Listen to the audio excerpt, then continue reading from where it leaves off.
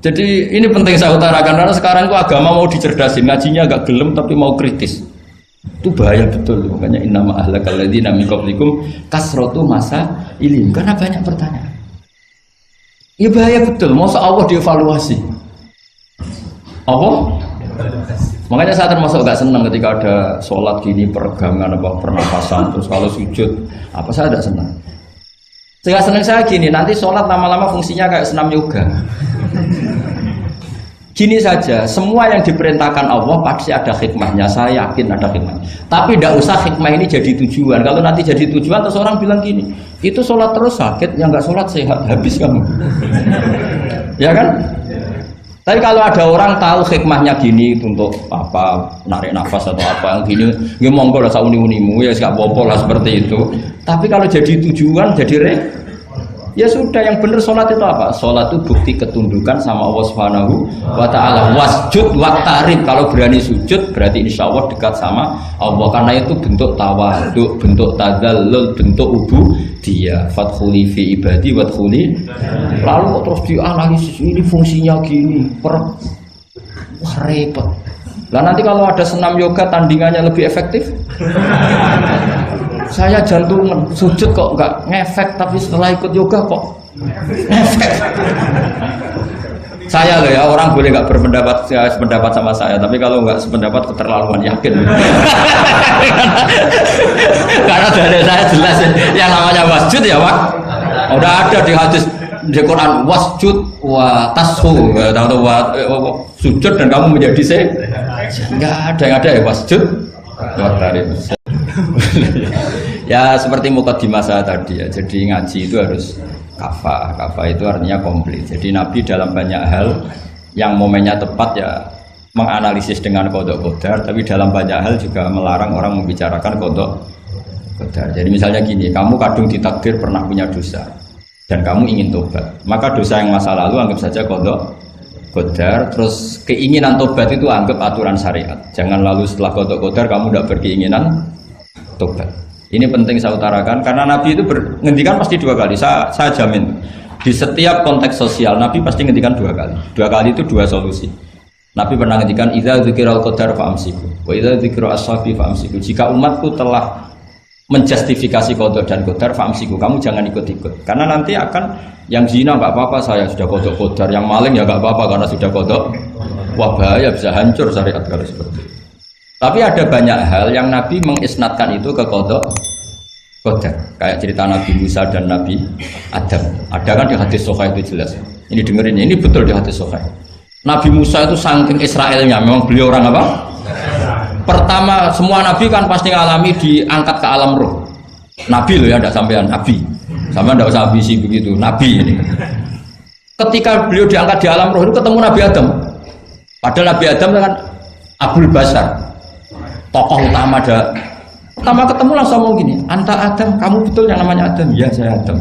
Antal ladzi akhrajtan nasa minal jannati wa asqaitahum. Siapa hadisnya? Antal ladzi akhrajtan nasa minal jannati wa asqaitahum. Gara-gara kamu orang enggak hidup di surga. Jadi kalau sampean marah gara-gara kamu, saya harus cari uang sampai Korea.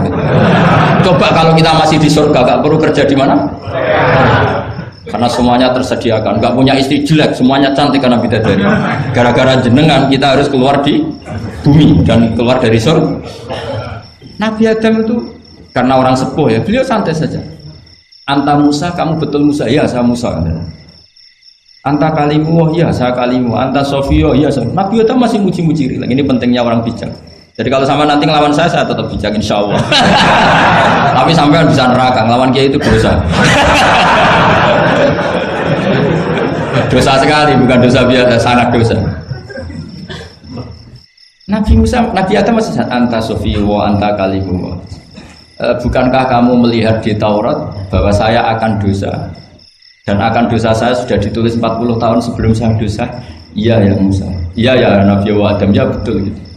Berarti kamu mengkritik saya, atalumunani fi amrin qad qadahu. Kamu mengkritik saya, menyalahkan saya dengan sesuatu yang sudah diqadha-qadar oleh Allah sebelum saya lakukan.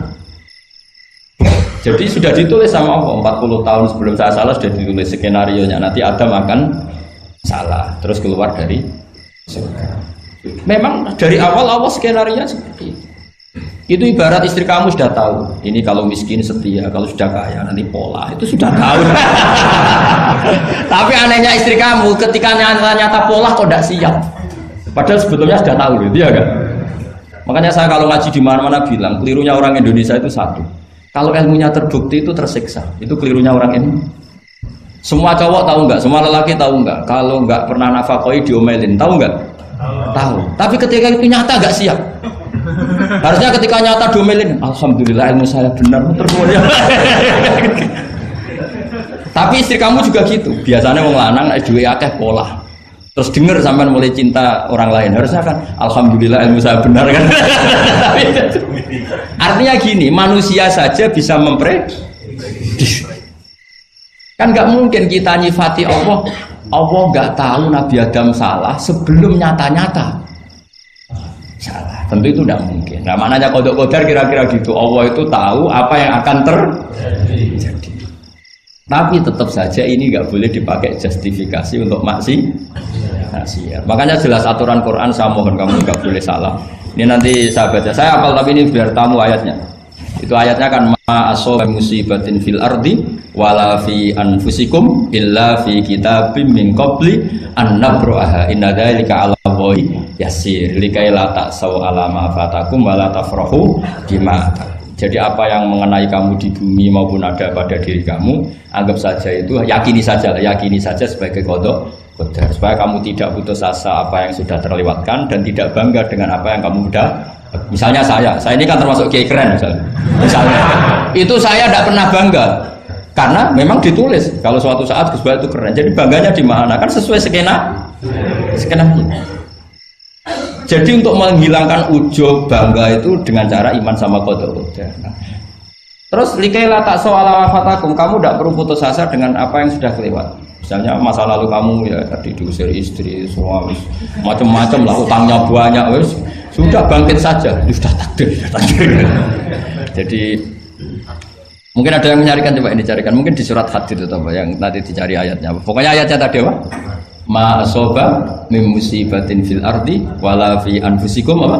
Illa fi kitabim min qabli an nabraha inna dzalika 'ala Allahi yasir likaila taksau 'ala ma fatakum wala tafrahu bima atar. Jadi qada qadar ditulis supaya kamu tidak putus asa menyesali apa yang sudah kelewat dan bangga umur terhadap apa yang kamu dapat. Jadi misalnya Pak Jokowi jadi presiden, untuk menghilangkan ujub ya, memang sudah ditulis kalau akan jadi ya biasa saja sesuai skenario. Ya sama seperti sampean suatu saat tua terus untungmu coplok, terus dredeg-dredeg kepleset tiba. Soalnya harus senang saja. Zaman kamu muda juga sudah tahu kalau nanti akan seperti itu. Jadi kalau itu terjadi, ya sudah, jadi memang akan seperti itu. Jadi ringan saja. Ini pentingnya ngaji. Jadi sesuatu itu mudah sekali kalau dianalisis dengan